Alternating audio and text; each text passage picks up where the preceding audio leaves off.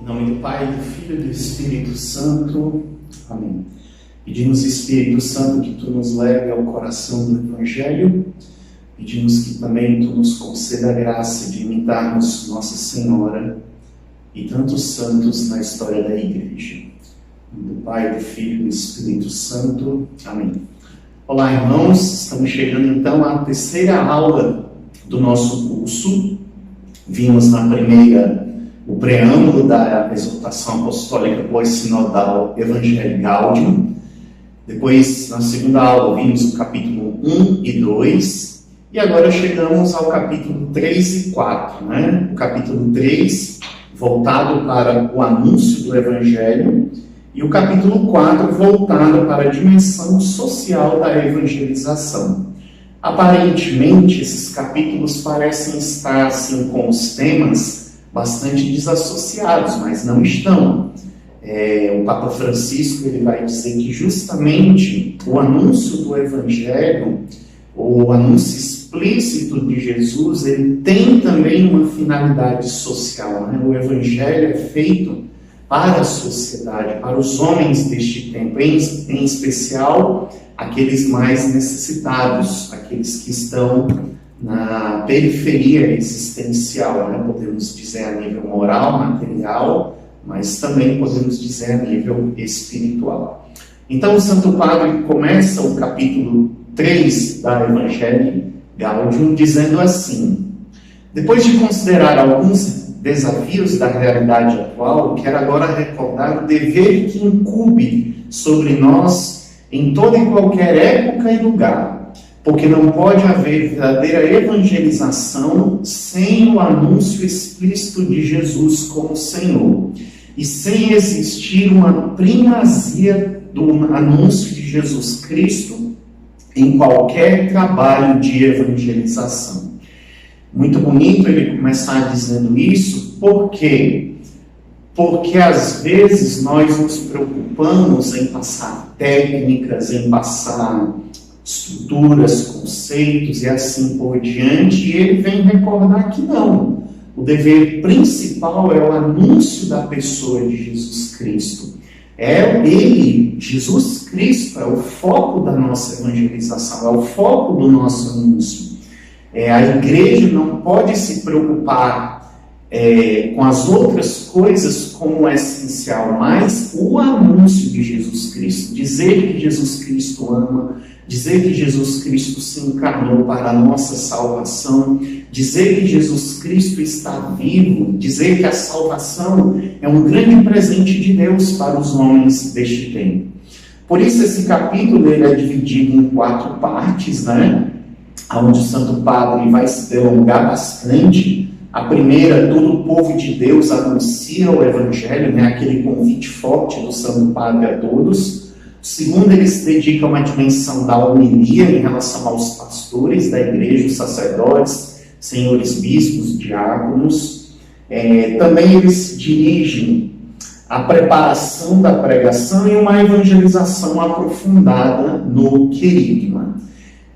O Papa Francisco, então, ele vai fazer nesse capítulo 3 uma descida dentro da dimensão da própria estrutura da igreja, da própria estrutura organizacional dela, para tirar alguns elementos chaves, entre eles o papel de todos na tarefa da evangelização, mas um destaque em especial à dimensão sacerdotal, Os ministros ordenados da igreja, onde ele faz algumas chamadas muito fortes em relação a esses ministros, para que eles possam realmente evangelizar segundo a vontade de Deus. Nós vimos no capítulo anterior aqueles sims e nãos do Santo Padre, e agora ele leva todos a essa dimensão de uma abordagem querigmática.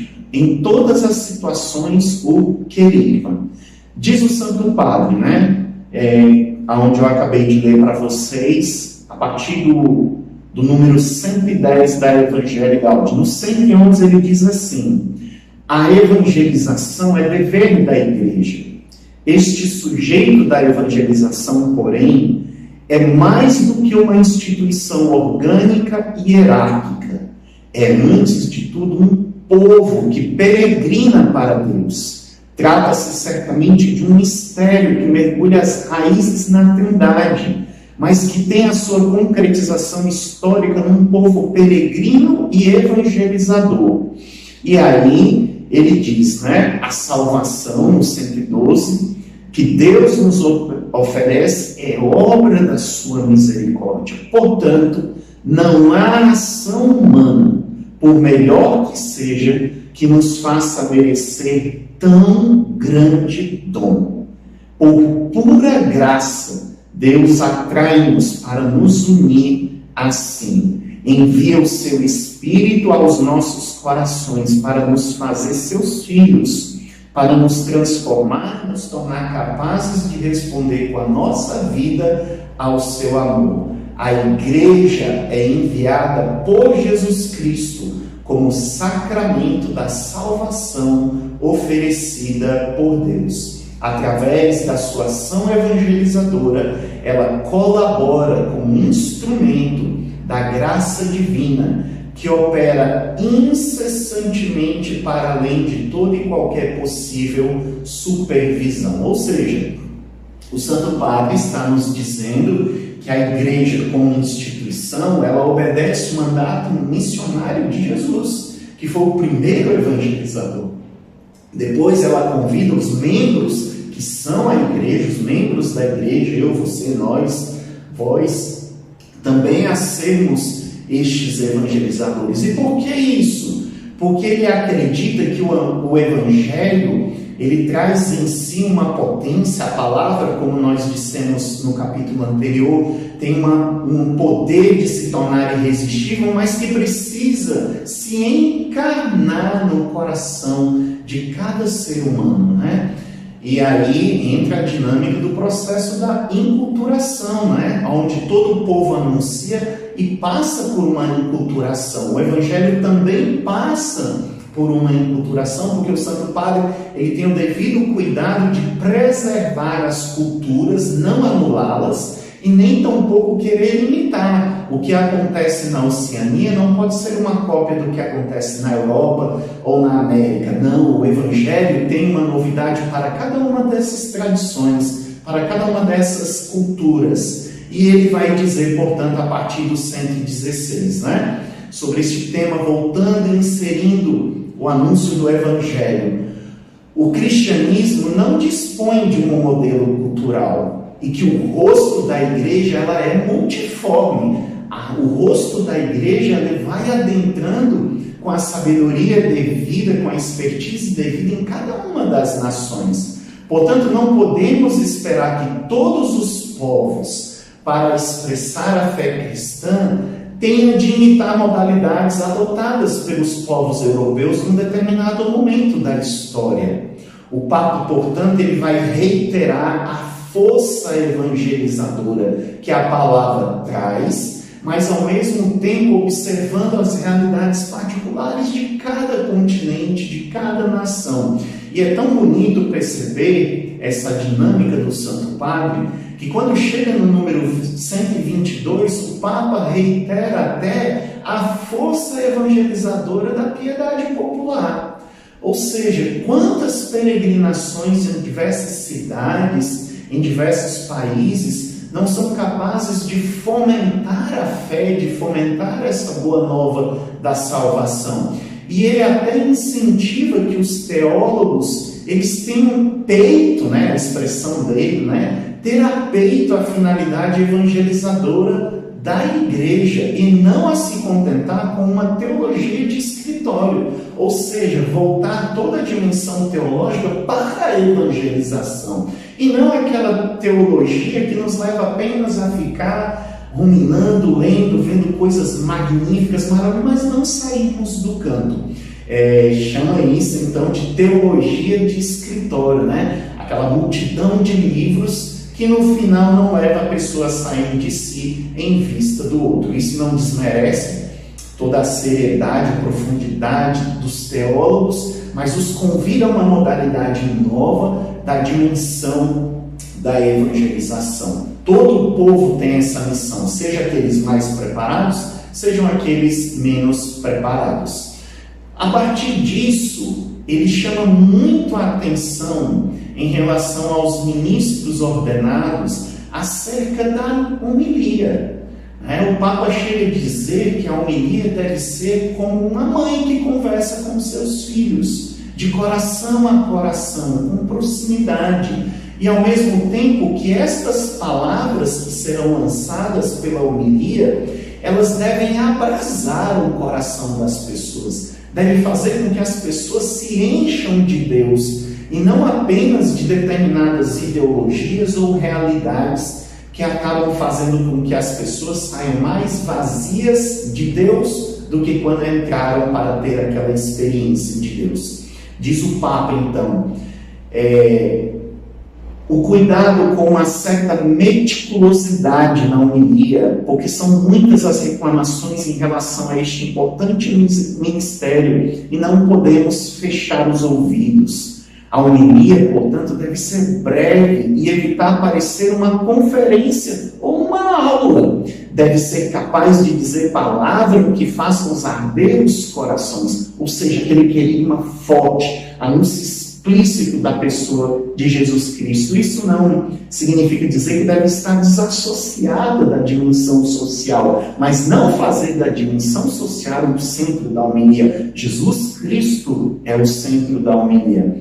Portanto, a esta não deve ser meramente uma homilia moralista ou a fim de endoutrinar. As pessoas saíram de lá com medo ou mesmo cheias de conhecimentos, de informações, mas ao partir dali a vida dessas pessoas não mudam, não se tornam igrejas domésticas, não se tornam evangelizadores, não se tornam pessoas capazes de transmitir a experiência que fizeram. Por isso ele requer, aquela importância na preparação. E ele diz uma coisa muito forte, que cabe aos ministros, mas cabe também a nós, missionários batizados. Um pregador que não se prepara não é espiritual. Ao contrário, ele é desonesto e irresponsável.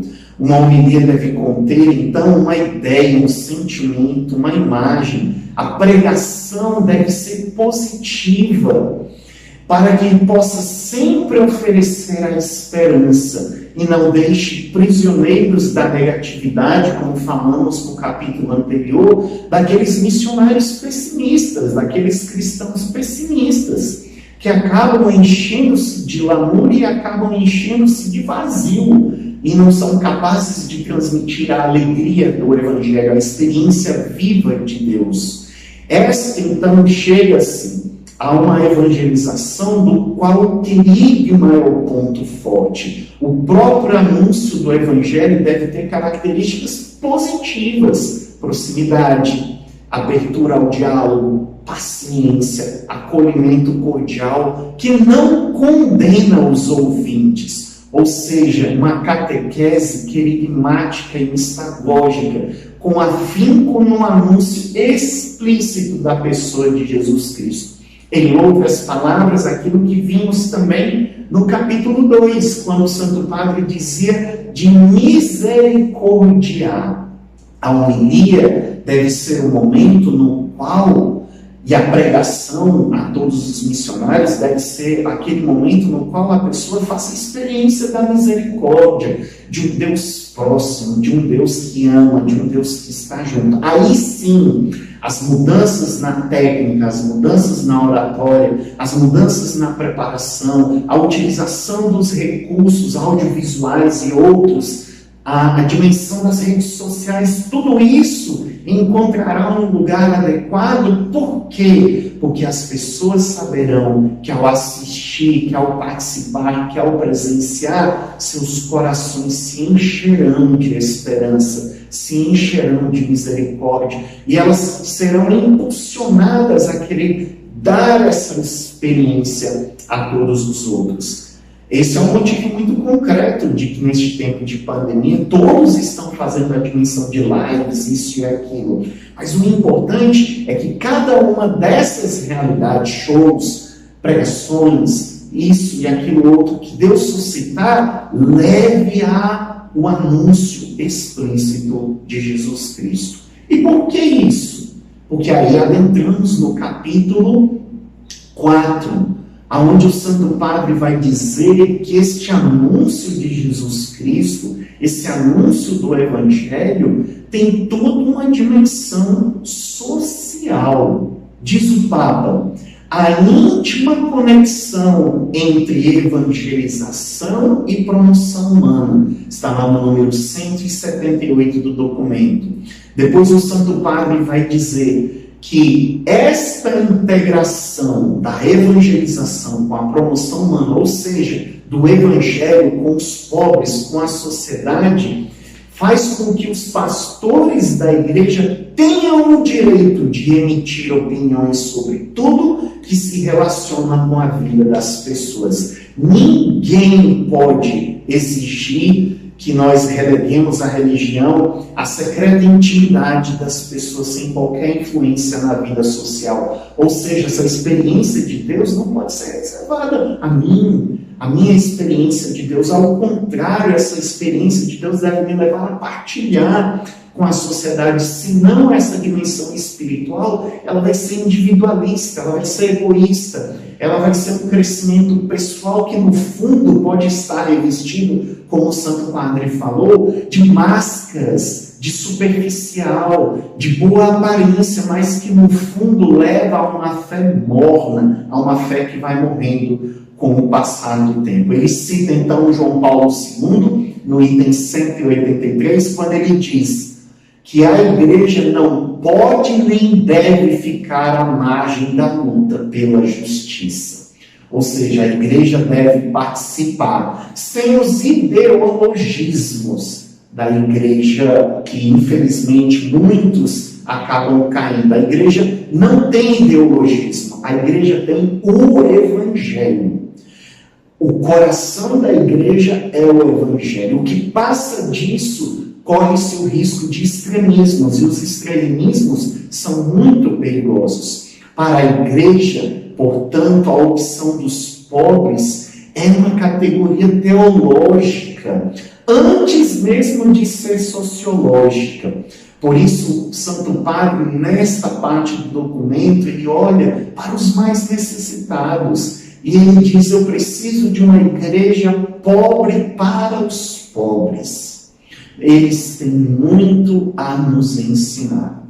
Portanto, o Santo Padre, a partir do número 210, ele faz um convite a toda a igreja, a todo o povo de Deus, a todos os missionários, a todos aqueles que partem para fazer chegar este anúncio de Jesus Cristo, a cuidar dos mais fracos. O Papa convida a este cuidado com os mais fracos. Diz ele: os sem-tetos, os dependentes de drogas, os refugiados, os povos indígenas, os idosos que estão cada vez mais sós e abandonados, e os migrantes. Convida, então, todas as nações, todos os países a uma abertura generosa de coração, não de exclusão, porque o Evangelho não exclui, o Evangelho congrega, e a igreja deve ser esta face radiante do Evangelho. Por isso, o Santo Padre chama a atenção para algumas realidades que são duras na nossa sociedade. Fala das vítimas do tráfico, quantas crianças que são traficadas, quantas mulheres, as drogas. Fala sobre outras dimensões de escravidão. Fala justamente da pobreza das mulheres que sofrem situações de exclusão, maus tratos, violência. Estes são os fracos que a igreja quer cuidar. Estão as crianças em gestação. Relembra mais uma vez que a vida começa na concepção. Não se deve esperar que a igreja mude a sua posição sobre esta questão. Não é progressista fingir de resolver os problemas eliminando uma vida humana. Ou seja, o Santo Padre chega depois a dizer que nós somos chamados a cuidar da fragilidade das pessoas e do mundo em que vivemos. Em outras palavras, sentir o cheiro das ovelhas, misturar-se com o povo, sentir as dores da humanidade, chorar com os que choram, sofrer com os que sofrem. Esta é a alegria da igreja, esta é a alegria daqueles que se colocam a caminho para a evangelização. E diante de tudo isso, o Santo Padre, a partir do número 218, ele começa a falar sobre a paz e sobre o diálogo. Ou seja, é necessário uma voz profética.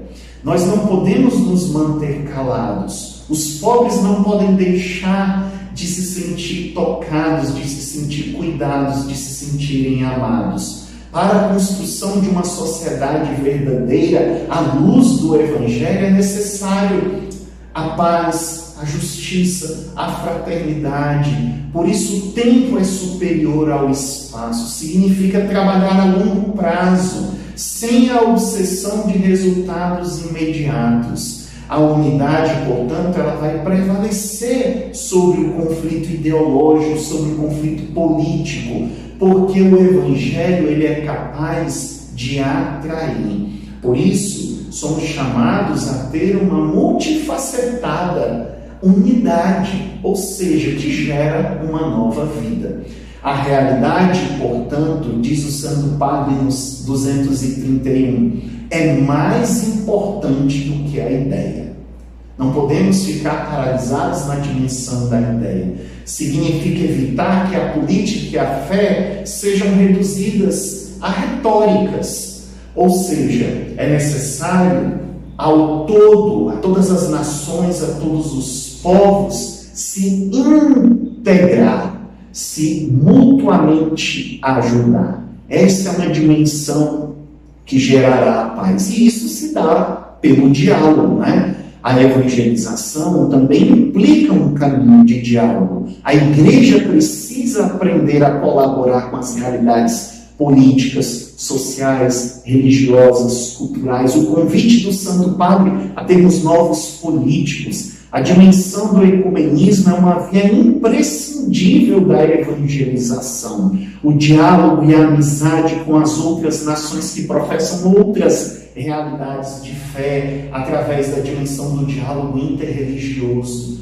Ou seja, o Papa Francisco ele vai mostrando que essa cultura de encontro, de diálogo, é capaz de fazer com que o Evangelho não seja uma ideia, não seja um conceito, que a vida da igreja também não seja apenas estrutura, mas ela seja realmente aquela encarnação viva do coração de Deus para a humanidade. Portanto, finalizando este capítulo 3 e 4, o Santo Padre vai dizer que é muito importante o diálogo e a aliança entre os crentes e os não crentes. O verdadeiro discípulo de Cristo, o verdadeiro pregador, o verdadeiro missionário, ele não exclui, ele não humilha, ele não se sente superior. Ao contrário, ele imita o seu mestre, que se fez um com o seu povo, abrindo mão da sua condição divina, mas com a sua pobreza. Ele, de rico que era, se fez pobre, se faz pobre para estar entre os mais pobres, os mais excluídos e os mais fragilizados. Aí sim, nós teremos missionários, pregadores e uma igreja pobre e para os pobres. Que o Senhor te conduza na leitura deste capítulo 3 e 4 com um coração aberto, um coração cheio de esperança, para poder se tornar este evangelizador segundo o coração de Deus. Que Deus abençoe. Até a próxima aula. Shalom.